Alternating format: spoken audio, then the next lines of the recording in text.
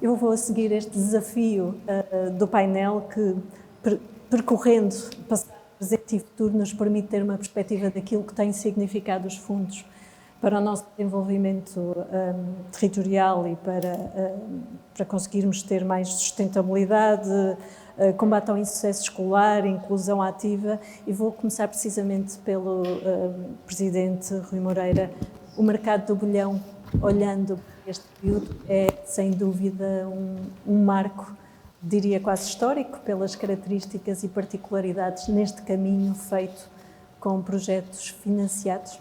O mercado do bolhão é de facto um excelente exemplo, a meu ver, do aproveitamento dos fundos para alterar a realidade das cidades. No caso do mercado do bolhão, o mercado do bolhão tem várias componentes. Tem, objetivamente, uma componente patrimonial. O mercado do bolhão é um quarteirão, se quiserem. No Porto nós dizíamos ir à praça, porque antes de haver lá um mercado, havia lá uma praça. Depois foi desenvolvido um mercado, e esse mercado viveu as vicissitudes normais do envelhecimento dos edifícios. Em 100 anos, um edifício começa a ficar vetusto e, de facto, por uma razão, um conjunto de razões, os executivos que nos antecederam nunca conseguiram resolver aquilo. Uns tentaram reparar o que lá estava, e depois, durante 12 anos, andou-se a tentar, objetivamente, acabar com o mercado de bolhão. O projeto Trancrono, bem conhecido, queriam fazer lá uma torre de apartamentos, lojas, um supermercado, alterar, enfim. Aquilo tinha vivido um conjunto de vicissitudes. E, portanto, havia uma questão patrimonial que era muito importante. As cidades vivem muito do seu património. Há cidades, a cidade do Dubai, que quer mudar o seu skyline, é normal. As cidades, como as nossas cidades europeias, o Porto em particular, mas as cidades europeias, não querem alterar os seus skylines. Não é através da alteração do skyline que elas se renovam. Elas renovam-se através daquilo que é a reabilitação urbana e, portanto, o mercado era fundamental em termos de reabilitação patrimonial. Havia um outro aspecto muito importante relativamente ao mercado de bolhão, que tinha a ver com aquilo que a Sofia dizia que é o patriotismo do Porto. Ou seja, todas as pessoas do Porto, sem exceção, tinham opinião sobre o mercado de bolhão, que aliás continuam a ter, algumas críticas e outras favoráveis, porque de alguma maneira as pessoas do Porto apropriam-se destes símbolos. Havia ali qualquer coisa de simbólico no mercado de bolhão que era perfeitamente patente. E depois havia toda a questão mais diretamente ligada à economia e aos pequenos negócios que lá se desenrolavam e que se continuam a desenrolar e que estavam em risco. E também aqui era patente que era preciso segurar isto. O facto de ter havido recurso a fundos foi fundamental para podermos desenvolver um projeto. Foi um projeto longo, porque mereceu discussão. Num custo elegível de 26,4 milhões de euros, nós conseguimos um apoio de 20,9 milhões de euros concretizado.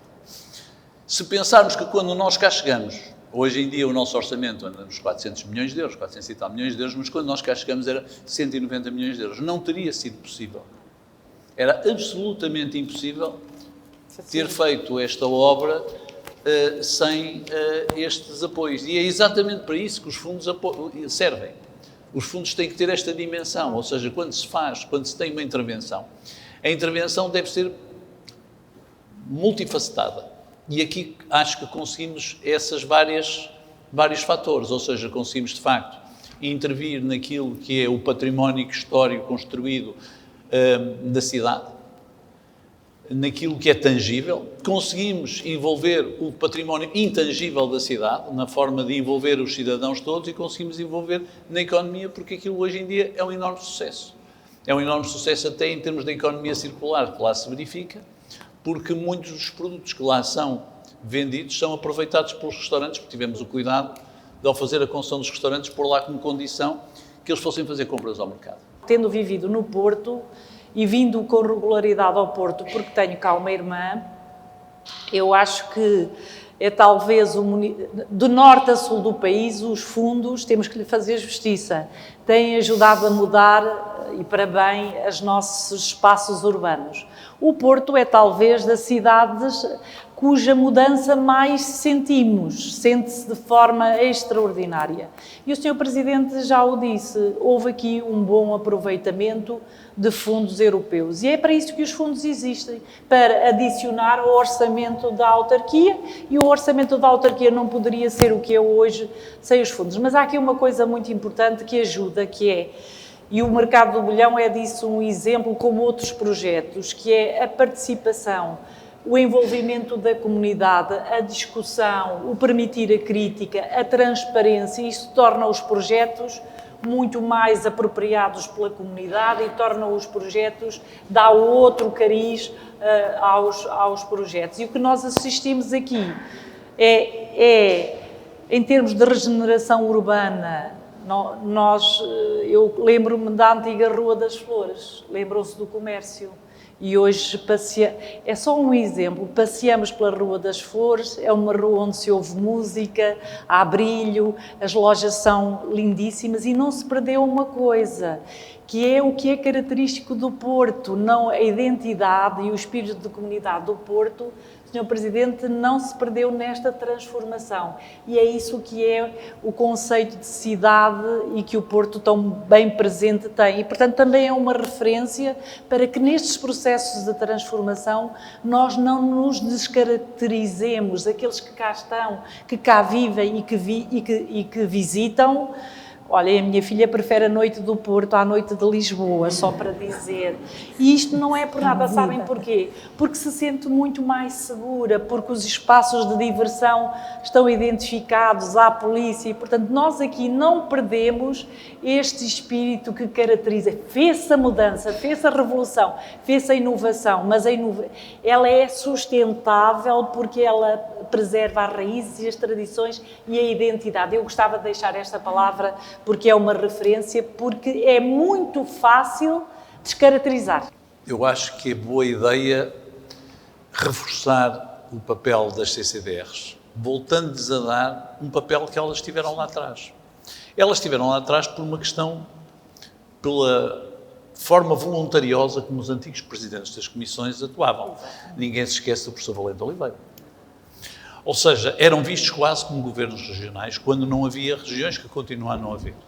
E depois, de alguma maneira, as CCDRs foram perdendo esse cunho. Esse perfume das CCDRs foi sendo perdido ao longo dos anos. Houve uma decadência mesmo nos quadros das CCDRs, ao longo dos anos, e é muito boa ideia haver agora um reforço, já não de uma forma informal, mas de uma forma institucional, daquilo que era a percepção que nós tínhamos. Portanto, não tenho dúvida que o caminho é esse. Nós temos um problema, nós concentramos-nos demasiadas vezes no processo. Obviamente que o processo é importante e depois perdemos de vista o objetivo. E o nosso objetivo na CCDRs é pensar as regiões de forma partilhada, e hoje é aquilo que eu disse, como é que há desenvolvimento regional, por exemplo, sem desenvolvimento rural? Como é que se aplica a FEDER sem complementar com os fundos da agricultura? Bom, a primeira preocupação que nós temos ainda é relativamente ao PRR. Nós não nos podemos esquecer que nos quadros anteriores, quando determinadas entidades, ou no nosso caso municípios, não conseguiram cumprir as suas metas, havia uma coisa chamada overbooking, que de alguma maneira era redistribuir as migalhas e permitia a alguns municípios mais eficientes, como era o caso, no nosso caso, de ir ao overbooking e tendo projetos em carteira, era dinheiro que não se devolvia. Isso no PRR, objetivamente, não é possível. E, portanto, a minha grande preocupação relativamente ao PRR é essa grande dificuldade. E isso vai marcar depois o quadro do Portugal 2030. É isso mesmo. Porquê? Porque, de alguma maneira, há um conjunto de atores, de players, que, percebendo e temendo esta situação do PRR, começam a fazer a inscrição no Portugal 2030 de coisas supletivas. E corremos o risco, mais uma vez, de ter mais olhos do que barriga. E, portanto, essa é a minha preocupação. Eu, quanto às prioridades, elas estão definidas, eu estou de acordo, estamos confortáveis. As verbas nunca são aquelas que nós gostaríamos de ser, mas são as que são.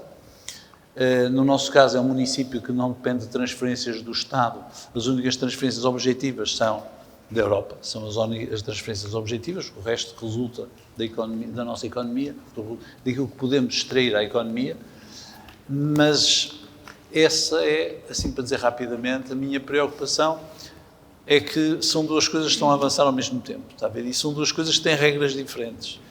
E eu, quando vejo, e nós estamos com taxas de execução do PRR, nomeadamente da habitação, muito simpáticas, no caso da reabilitação estamos com taxas superiores a 60%, estamos quase em 70%, estamos confortáveis, mas vemos outros projetos de outras autarquias que estão muito atrasadas, e então o que é que vai fazer? Não vão conseguir por ali, e o que é que vão fazer? Vão ter a tendência de inscrever no 2030. E, portanto, às tantas, uma coisa e outra quase que colidem em termos estratégicos. Eu quero deixar aqui uma nota de grande positiva. A área da descentralização que mais me preocupava não era a da educação, porque a da educação resolve-se com mais ou menos dinheiro. É isto, é ou não é, Sr. Presidente? Na área da ação social, não. Não era uma questão de dinheiro, era de modelo. E eu devo dizer-vos que é com grande orgulho que, trabalhando, eu aprendi muito com muitos autarcas, aprendi muito com muitos vereadores, aprendi muito com muitos presidentes de Câmara, ouvi muito, e mudámos totalmente o modelo, E é isto que nós temos que fazer quando estamos nos governos, ouvir quem sabe mais, quem está no terreno, e depois adaptar, depois tomar as decisões, tomar a decisão. E há outra coisa, o não tomar decisões, mesmo que elas não sejam perfeitas, não tem mal nenhum, porque nós podemos sempre corrigir a mão. Foi na descentralização. Nós iniciámos um caminho muito imperfeito na descentralização. Muito imperfeito. E ele ainda tem que ser melhorado. Mas se não o tivéssemos feito, não tínhamos feito as conquistas que fizemos hoje. Não podíamos ter emendado o caminho, e nós fizemos-o em muitas áreas. E no caso da ação social, eu sinto-me muito orgulhosa, porque é uma das áreas onde os municípios fazem melhor. Na maioria das vezes é onde os municípios fazem melhor do que os governos centrais, e, portanto, temos que ter noção disso.